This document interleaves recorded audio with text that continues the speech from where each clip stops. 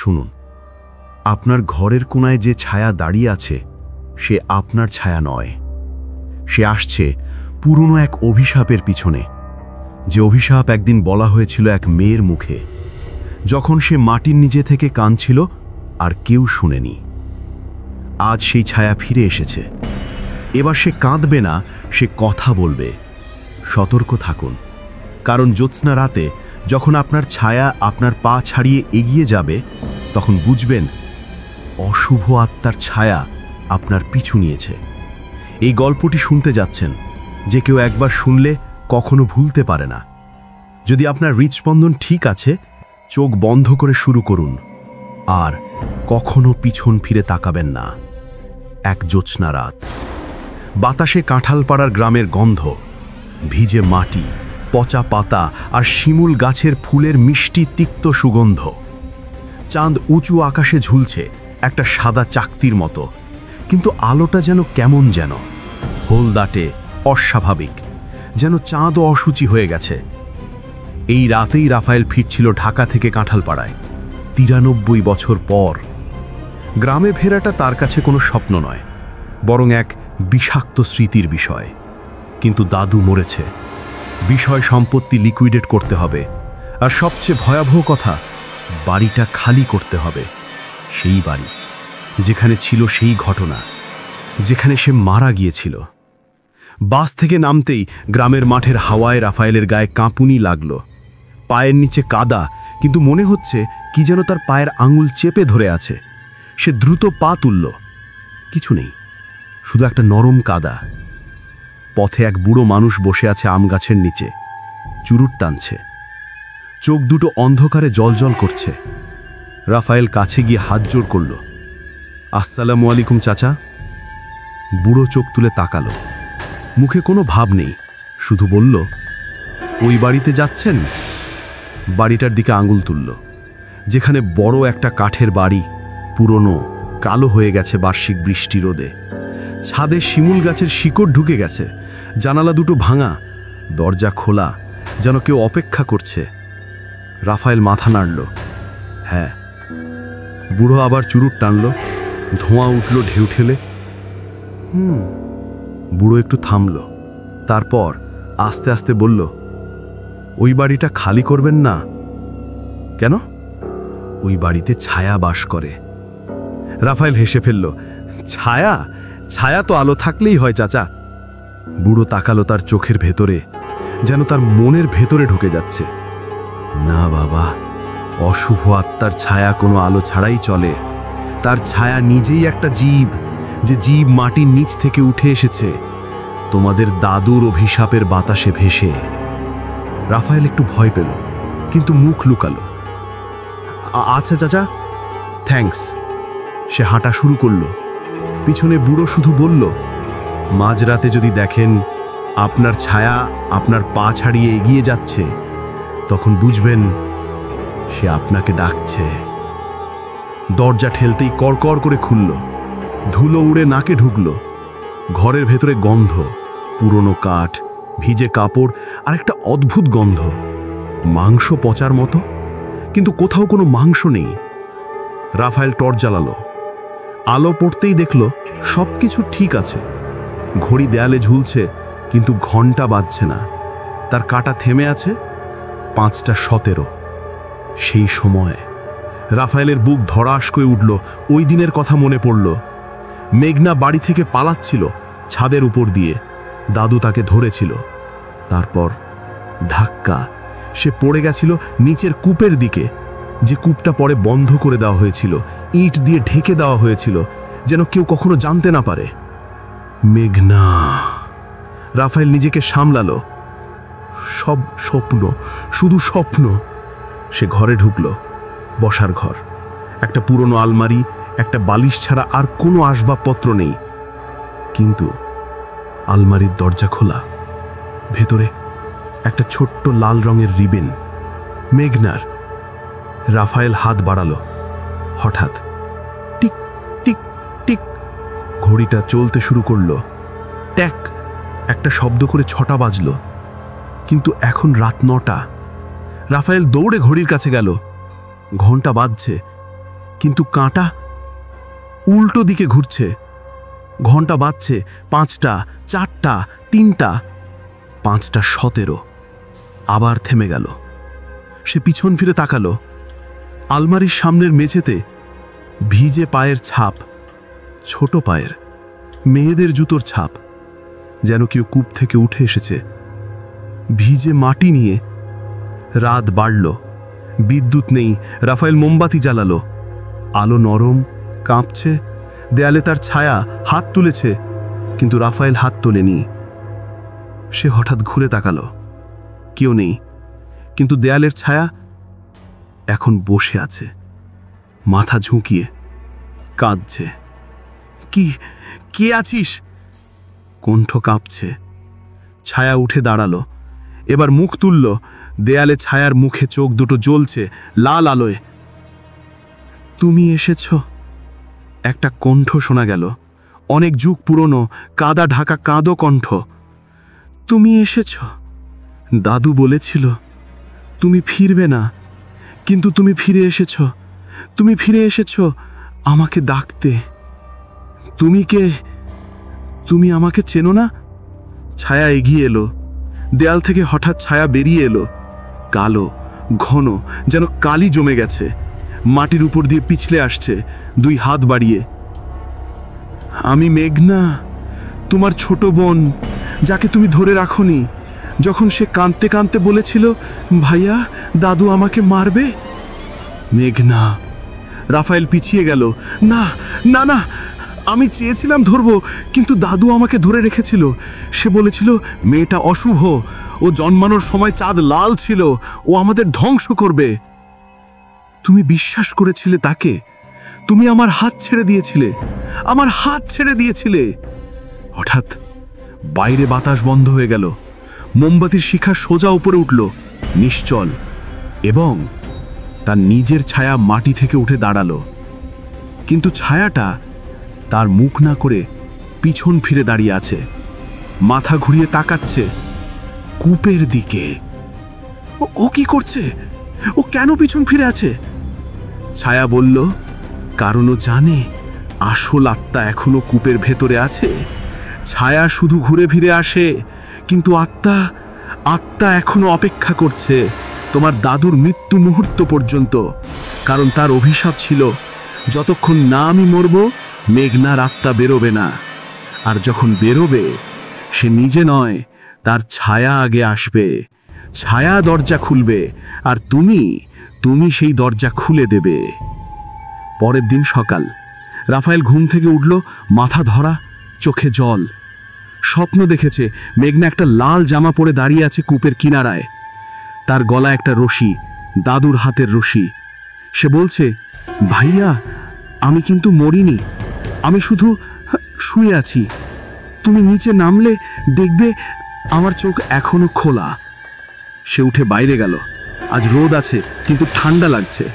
গ্রামের লোকের কেউ কথা বলছে না, প্রত্যেকে যেন তাকে এড়িয়ে চলছে। সে কূপটার দিকে হাঁটল, যে কূপটা বন্ধ করা হয়েছিল ইটের দেয়াল দিয়ে। কিন্তু আজ ইটগুলো সরে গেছে। একটা ছোট্ট ফাঁক, ভেতরে অন্ধকার। নিচ থেকে শব্দ আসছে, টপ টপ টপ। পানি পড়ছে। তারপর হুস হুস, কেউ যেন শ্বাস নিচ্ছে।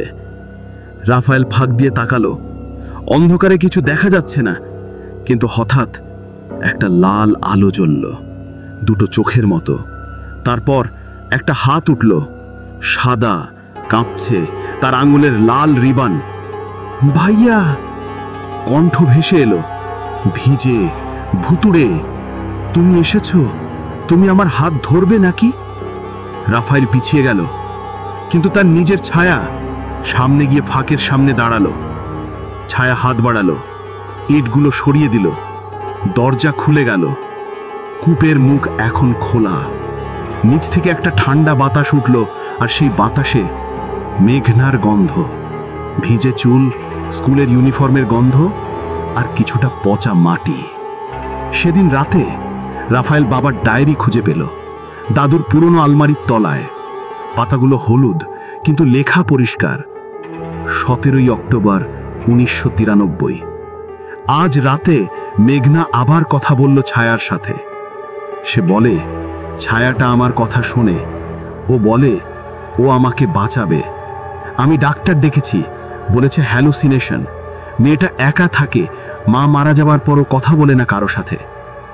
কিন্তু দাদু রাগ করেছে, বলেছে ও পাগল নয়, ও অশুভ। ওর ছায়া ওর চেয়েও বড় হয়ে যাচ্ছে। একদিন ওর ছায়া ওকে গিলে খাবে। আমাদের বাঁচাতে হবে গ্রামকে। 18ই অক্টোবর দাদু মেঘনাকে কূপের কাছে নিয়ে গেছে। আমি বাধা দিতে গিয়েছিলাম, দাদু আমাকে মেরে ফেলেছে। মেঘনা কাঁদছিল, ভাইয়া ভাইয়া। কিন্তু রাফায়েল, তুমি কিছু করনি। তুমি দাঁড়িয়েছিলে, তুমি দেখেছিলে দাদু তাকে ধাক্কা দিল, কিন্তু তুমি বলনি না। তুমি বলেছিলে ও নিজেই পড়ে গেছে। 19 অক্টোবর কূপ বন্ধ করা হয়েছে। পুলিশ এসেছিল। আমি বলেছি মেয়েটা হারিয়ে গেছে। সবাই বিশ্বাস করেছে। কিন্তু রাতে যখন আমি ঘুমাই, আমার ছায়া উঠে যায় কূপের কাছে, আর কূপ থেকে শব্দ আসে, আমি এখানে আছি, আমি জীবিত, আমি ক্ষুধার্ত। 20 অক্টোবর আজ রাতে আমি কূপের ঢাকনা খুলেছি। ভেতরে কিছু নেই, শুধু একটা লাল রিবন ভাসছে জলে। কিন্তু যখন আমি উঠে এলাম, আমার পিছনে কেউ দাঁড়িয়েছিল। আমি ফিরে তাকালাম না, কিন্তু বুঝলাম ও এখন ছায়া নয়, ও এখন আত্মা। আর ও কোনো দিন ক্ষমা করবে না, কারণ ও শেষ মুহূর্তে বুঝেছিল ওরা সবাই মিলে আমাকে মেরেছে, কিন্তু সবচেয়ে বড় অপরাধী ওর ভাই, যে চুপ করে দাঁড়িয়েছিল। রাফায়েল ডায়েরি ফেলে দিল। বুঝল সব সত্যি। মেঘনা ছিল না পাগল। সে কথা বলতো নিজের ছায়ার সাথে না, কূপের ছায়ার সাথে। কারণ কূপটা ছিল একটা পুরনো অভিশাপের জায়গা, যেখানে এক ডাইনিকে 1800 সালে জীবন্ত পুঁতে দেওয়া হয়েছিল। তার শেষ কথা ছিল, তোমাদের বংশের যে মেয়ে জন্মাবে চাঁদ লাল থাকাকালীন, সে আমার ছায়া নিয়ে জন্মাবে, আর সেই ছায়া একদিন তোমাদের সবাইকে মেরে ফেলবে। মেঘনাই ছিল সেই মেয়ে, আর তার ছায়া ডাইনির ছায়া। রাত হলো। আজ চাঁদ আবার লাল, যেমন ছিল সেদিন। রাফায়েল কূপের কাছে গেল, জানে এবার পালানো যাবে না। সে একটা দড়ি নিয়ে এলো, বলল, মেঘনা, আমি নিচে নামব, আমি তোমাকে বের করব, আমি ক্ষমা চাইব, আমার জীবন দিয়েও ক্ষমা চাইব। ছায়া এসে দাঁড়ালো তার পাশে। এবার সে মুখ দেখালো, মেঘনার মুখ, কিন্তু চোখ দুটো কালো, যেন দুটো কূপ। সে বলল, ক্ষমা চাইলে হবে না ভাইয়া। তুমি জানো কেন? কারণ আমি ক্ষমা করতে চাই না। আমি চাই তুমি যে কষ্ট পেয়েছিলে, তুমিও সেটা পাও। সে হাত বাড়ালো, দড়ি দাও। রাফায়েল দিল। ছায়া দড়ি বেঁধে নিচে নামল, কিন্তু দড়িতে কোনো ওজন নেই। ছায়া নিচে নেমেছে, কিন্তু দড়ি ঢিলা। তারপর ওপরে একটা হাত উঠল, ভিজে, নোংরা, মুখ লম্বা। সে রাফায়েলের পা ধরল। এবার তুমি নামো ভাইয়া। মেঘনার কণ্ঠ, কিন্তু ভিতরের ডাইনির হাসি। নিচে ঠান্ডা নয়, আমি তোমার জন্য জায়গা করে রেখেছি। রাফায়েল চিৎকার করল, না। কিন্তু হঠাৎ তার নিজের ছায়া সামনে এলো। এবার ছায়ার মুখ রাফায়েলের নয়, দাদুর মুখ। সে বলল, তুমি তাকে বাঁচাতে পারবে না, কারণ তুমি যে দোষী তা তুমি জানো, আর অপরাধীদের জন্য একটাই শাস্তি, কূপে ফেলে দেওয়া। ছায়া তাকে ঠেলল। রাফায়েল পড়ে গেল। নিচ থেকে হাসি, মেঘনার নয়, ডাইনির হাসি। শেষ মুহূর্তে রাফায়েল দেখল উপরে দাঁড়িয়ে আছে মেঘনা, সেই ছোট্ট মেয়ে, স্কুলের ইউনিফর্ম, মুখে হাসি, কিন্তু তার ছায়া একটা দৈত্যের মতো লম্বা, হাত দুটো কূপের দুই পাশে, যেন দরজা বন্ধ করতে চাইছে। মেঘনা বলল, তুমি এখন আমার ছায়া হয়ে যাবে ভাইয়া, যেমন আমি হয়েছিলাম। পরদিন সকাল, গ্রামের লোক দেখল কূপটা আবার বন্ধ, কিন্তু এবার দড়ি ওপরে ঝুলছে, আর দড়ি শেষে একটা হাত, কাটা, রাফায়েলের। কেউ কিছু বলল না, শুধু এক বুড়ি মহিলা বলল, এবার ছায়া শান্ত হবে, কিন্তু শুধু কয়েকদিনের জন্য, কারণ অশুভ আত্মার ছায়া কখনো মরে না, ও শুধু ঘুমায়, আর ঘুম থেকে উঠে আবার কাউকে বেছে নেয়। সে রাতে চাঁদ আবার লাল হলো, আর কাঁঠালপাড়ার এক নতুন মেয়ে বাড়ির দরজায় দাঁড়িয়ে বলল, মা, আমার ছায়া আমার কথা শুনছে, ও বলে আমি তোমাকে বাঁচাবো।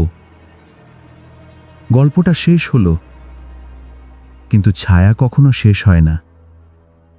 আপনি যদি এখন আয়নার সামনে দাঁড়িয়ে থাকেন, একবার চেয়ে দেখুন, আপনার ছায়া কি আপনার মতো হাসছে?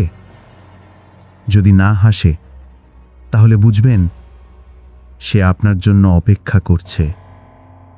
আর যদি আপনার পিছনে কেউ দাঁড়িয়ে থাকে, কিন্তু আয়নায় তার ছায়া না দেখা যায়, তাহলে আর দেরি না করে দৌড়ে যান আলোর দিকে, কারণ অশুভ আত্মার ছায়া আলো ছাড়াই চলে, কিন্তু মানুষের ছায়া আলো ছাড়া থাকে না। ধন্যবাদ শোনার জন্য। আপনার ছায়া যেন কখনো আপনার কথা না শোনে, সেই প্রার্থনা নিয়ে শুভরাত্রি। আর হ্যাঁ, এই ভিডিওটা শেয়ার করবেন না, কারণ কেউ জানে না শেয়ার করার পর